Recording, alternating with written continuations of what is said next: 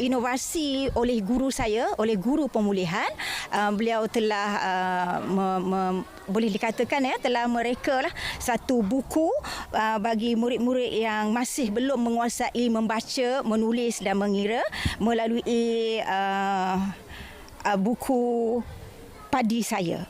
Dan hasil dan gambar serta semua yang ada dalam buku ini semua berdasarkan sawah padi kita.